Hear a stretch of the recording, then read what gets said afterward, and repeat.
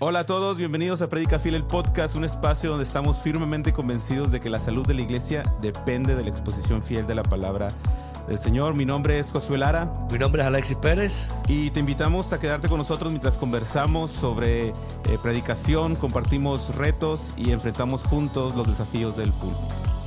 Y hoy estamos muy contentos porque está con nosotros un gran amigo y compañero de trabajo, de milicia, el gran Alberto Puente. ¿Cómo estás, Alberto?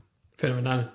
Gracias por invitarme. Para ti son las 2 de la tarde, para nosotros, para mí son como las 7 de la mañana y para Alexis, no sé, Alexis está en la playa con un coco. Las 8 de la mañana. Alberto, cuéntanos tu labor, qué haces y por qué te invitamos. Esa pregunta solo la podéis responder vosotros, pero estoy casado con Ashley, tenemos 4 hijos de entre 4 y 17 años. Soy uno de los pastores de la Iglesia Bautista Fe de Sevilla. Esta iglesia la planté en el año 2012 con el otro pastor que se llama Francisco, que casualmente es mi hermano también en la carne. Y sí, llevamos aquí en Sevilla desde entonces. Además de mi labor pastoral, soy el director de iniciativas en español del Charles Simeon Trust, que es una organización hermana a Predica Fiel, y llevo trabajando con ellos desde el año 2018. Hoy me siento muy bien porque se siente muy bien ser del Madrid y estar entre madridistas. Amén, siempre. Hoy estás en casa. Yo soy un recién convertido y creo que se siente bien no recibir amenazas, no recibir burlas. ¿Ya te has bautizado o te falta bautizarte? Estoy orando por eso, estoy cerca. Es el primer paso, hermano. Veamos si Sergio Ramos renueva contrato, entonces con los Rayados me bautizaré. Ok. Nos hemos puesto de acuerdo un poco para hablar acerca del carácter del predicador, del tema, lo que hemos conocido como el etos. Y hay un texto que quiero traer a la plática porque cuando Pablo le dice a Timoteo en la segunda carta, en el capítulo 2, del 22 por ahí, hacia adelante, Pablo le dice que huya de las pasiones juveniles, que rechace los razonamientos necios, que el siervo de Dios no debe ser rencilloso, sino amable para con todos, apto para enseñar, sufrido. Y hay un texto que es bien difícil porque dice, debe de reprender tiernamente a los que se oponen por si acaso Dios les da el arrepentimiento que conduce al pleno conocimiento de la verdad. Entonces, la demanda que le está haciendo Pablo a Timoteo es muy densa, porque no sé ustedes, pero yo estoy feliz de predicar con las personas que me ven y sonríen y son amables y me escuchan, pero Timoteo debía predicarles incluso a aquellos que se oponían y debía hacerlo tiernamente por si Dios les concedía el arrepentimiento. Y es una demanda que nos hace pensar mucho en el carácter del predicador. ¿Cómo es que ustedes observan esto? Sé que estamos sirviendo a la Iglesia del Señor en diferentes lados, en talleres. Alberto, tú estás yendo a otros países también. Alexis igual. ¿Cómo observan ese tema de la importancia del carácter del predicador? Anciano, hable usted primero. Bueno, yo creo que es esencial en la predicación. La predicación no solamente el contenido de lo que nosotros vamos a predicar y que sea la palabra de Dios la que esté expuesta, lo cual es extremadamente importante y por eso pues entrenamos y pasamos horas y tiempo en la palabra de Dios. Pero predicar envuelve también la vida de la persona y envuelve también al predicador. O sea, predicar es algo que va más allá incluso del contenido. Por eso, y esto es tema para otra, Josué, pero por eso es que la inteligencia artificial no puede hacer nuestros sermones. Porque el problema es que cuando nosotros estamos nosotros estamos predicando también, la persona no está viendo solamente el contenido, está viéndonos a nosotros, ha examinado nuestra conducta y si nosotros estamos parados ahí en el púlpito y nosotros hay algo que no está funcionando bien en nuestras relaciones con ellos, eso es un obstáculo, es una pared que se levanta en la predicación para que ellos puedan escucharnos a nosotros. Sí, yo diría lo mismo. El predicador es el mensaje también, su vida. Y no es sorprendente que en las cartas pastorales se haga tanto hincapié en el carácter del predicador, ¿no? O sea, 1 Timoteo 3, Tito 1, un buen orador, un hombre que sepa hacer exégesis, teología, no es suficiente. Tiene que ser un hombre con un carácter piadoso entre la iglesia, entre el hogar y también entre la sociedad. como dice 1 Timoteo. Entonces, esto es de suma importancia y creo que en nuestro círculo se puede llegar a infravalorar un poco este tema del carácter.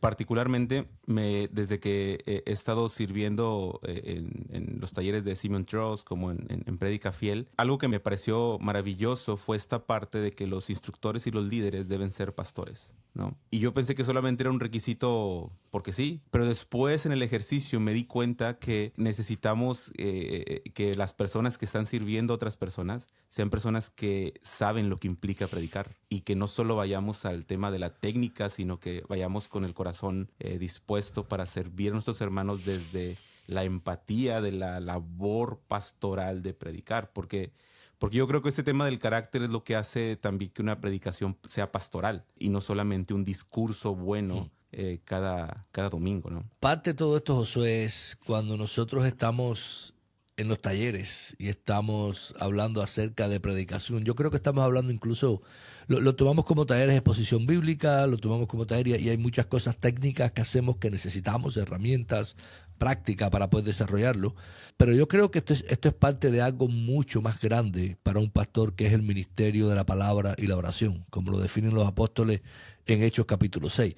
Entonces es un ministerio el cual la palabra es el centro, por eso hacemos tanto énfasis en la palabra, porque es el centro de lo que vamos a predicar, es el centro de lo que, cómo podemos aconsejar nosotros a otras personas, es el centro para discipular. O sea, el ministerio de la palabra es lo que nosotros hacemos como pastores. Y para poder entrenar a otros en ese ministerio, pues está muy relacionado en que nosotros podamos también ser pastores, estemos haciendo lo mismo.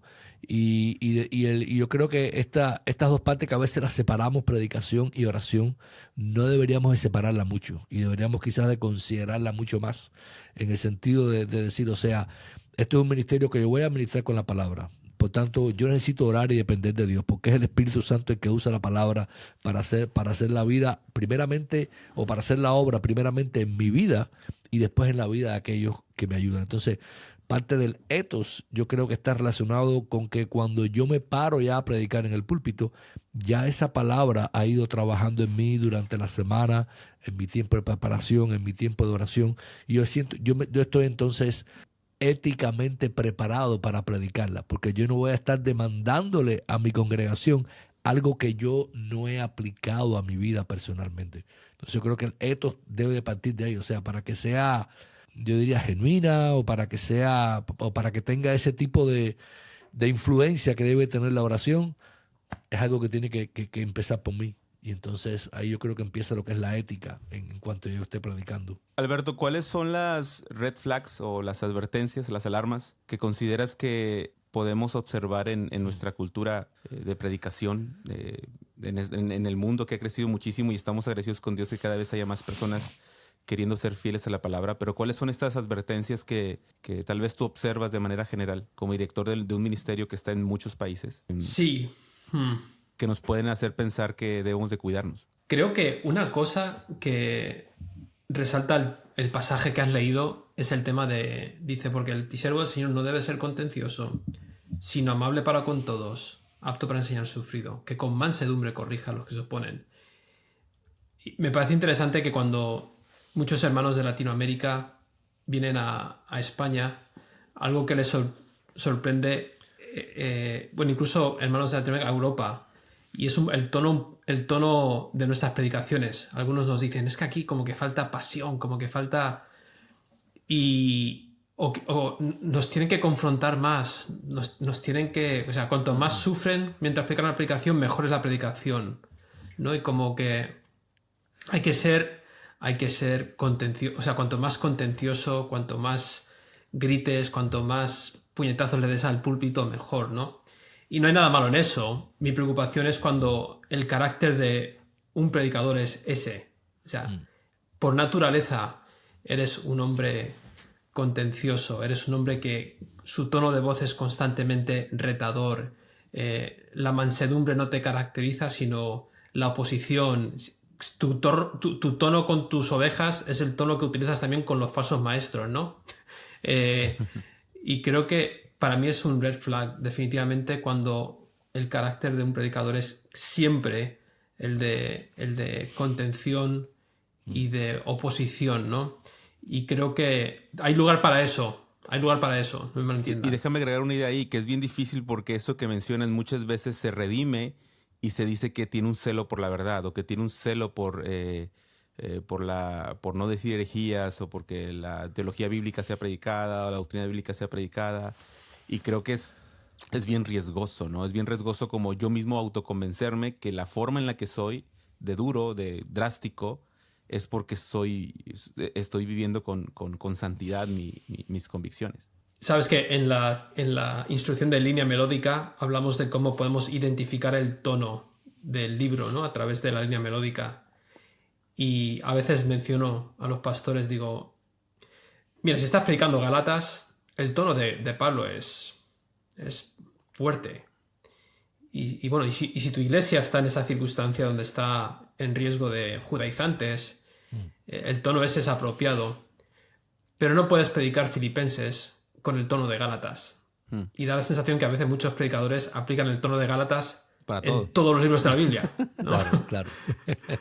Y es curioso, Alberto, claro, porque incluso en Gálatas, cuando él usa este tono fuerte, él lo está haciendo desde una posición ética, bien, porque él incluso saca a la luz el ejemplo de él y Pedro. Y habla como diciendo, o sea, si ustedes creen que yo soy fuerte con ustedes, no, yo fui fuerte con Pedro.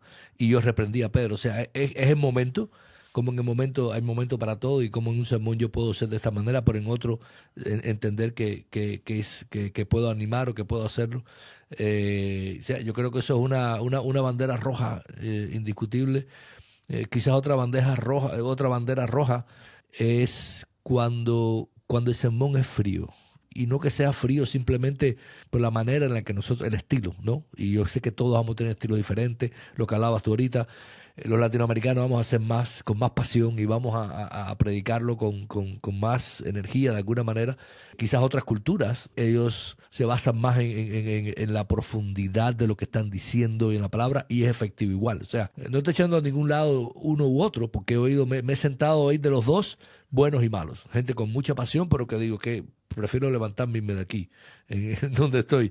Y igual, gente de otro estilo que son más calmados y demás, pero digo, oh, wow, o sea, espérate, déjame, esto está llegando profundamente a mi corazón. Entonces, quizás más que en estilo, yo creo que yo noto la frialdad en la predicación y lo relaciono como cuando el pastor está distante del mensaje que está predicando. Y parte de eso es cuando nosotros dejamos la preparación del sermón para el sábado por la noche, el domingo en la mañana, el día antes. O sea, no hay tiempo, no ha habido tiempo para que ese sermón trabaje en tu vida, en tu corazón, y tú simplemente lo que estás predicando algo que no ha sido parte tuya en este sentido.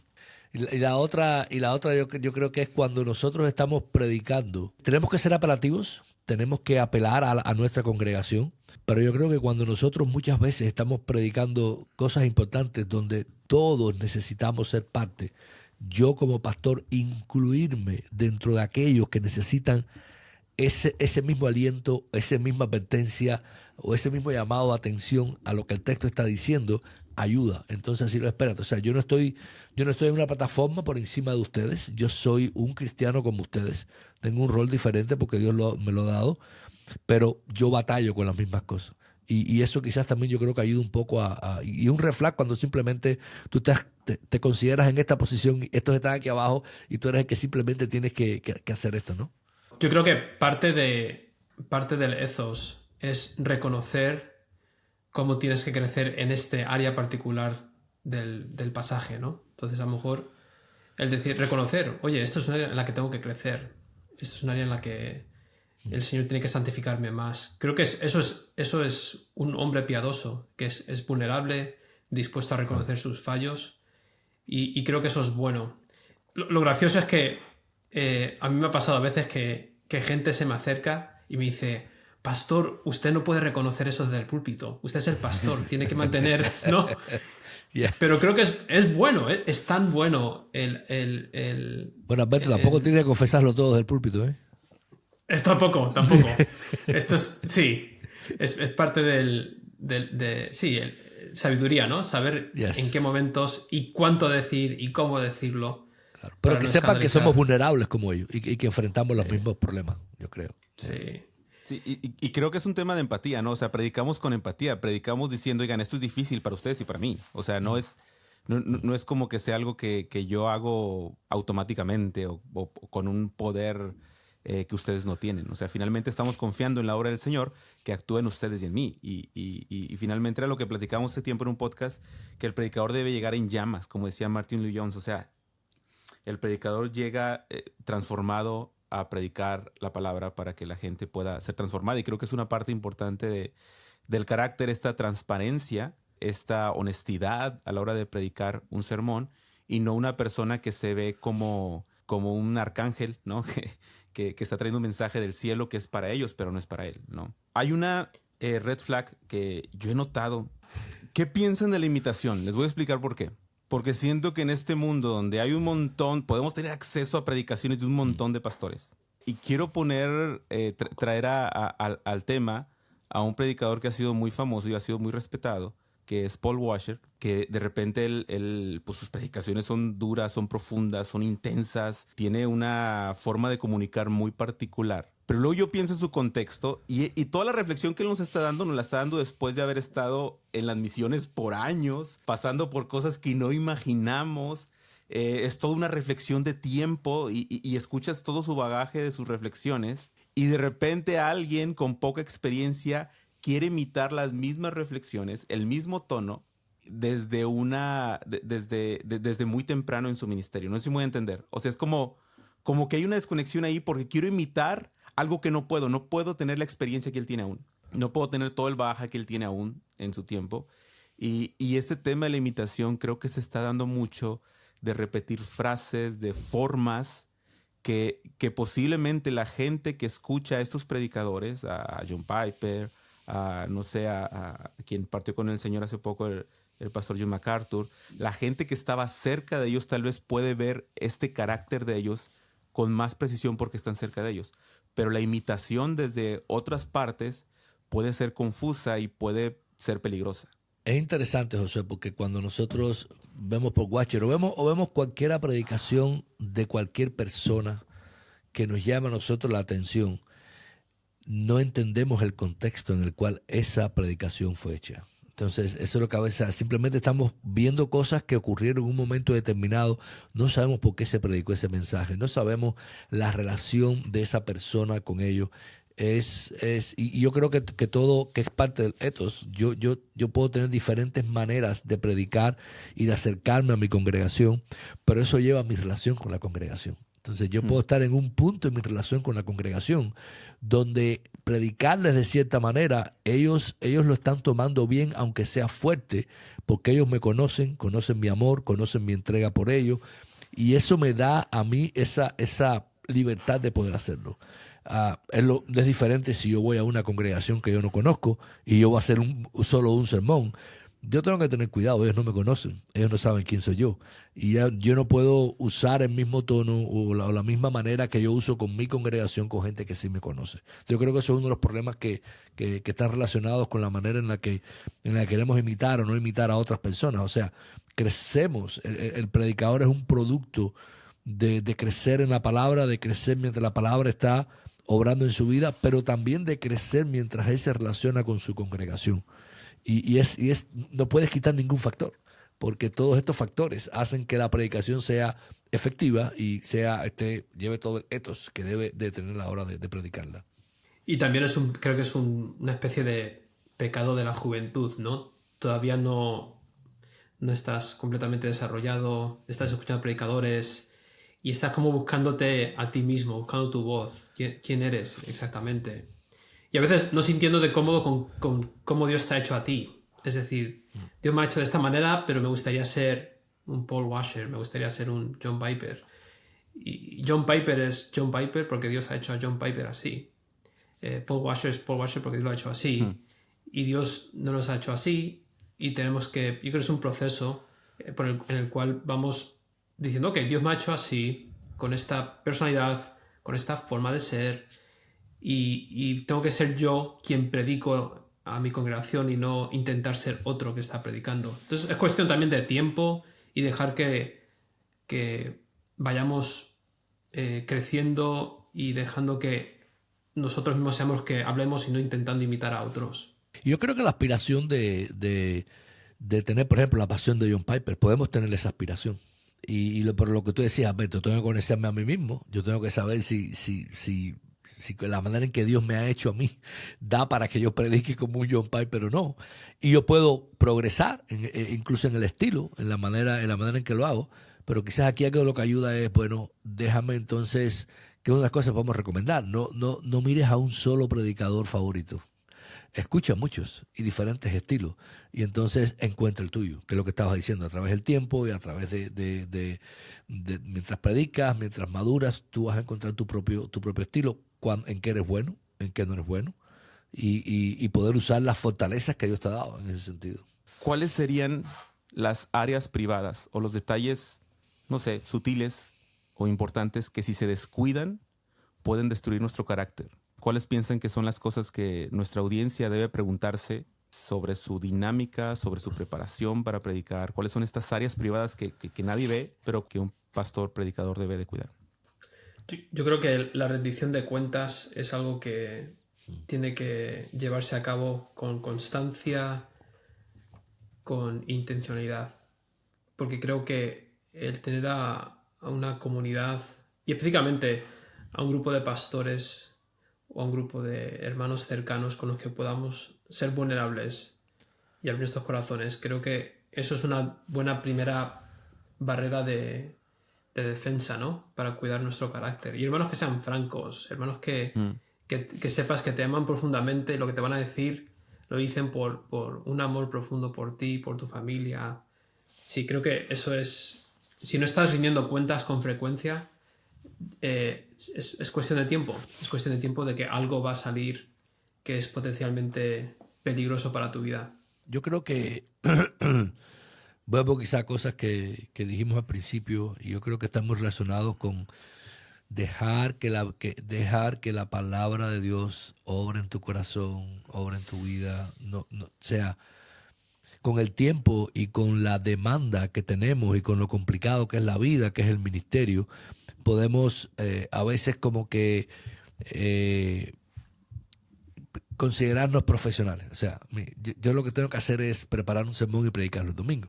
Entonces yo voy con esa mentalidad de sermón sin dejar que esta misma palabra esté obrando en mi vida y en mi corazón. Yo creo que eso es vital, es parte del etos, como estamos hablando, pero es parte también de cuidar nuestro corazón y nuestra vida espiritual a la hora de nosotros caminar o continuar. O sea, yo creo que esa es un área importante en la cual yo necesito decir, yo estoy estudiando esta palabra no solamente para predicarla el domingo, yo la estoy estudiando porque esta es la palabra de Dios que es viva y eficaz y tiene un mensaje para mí primero.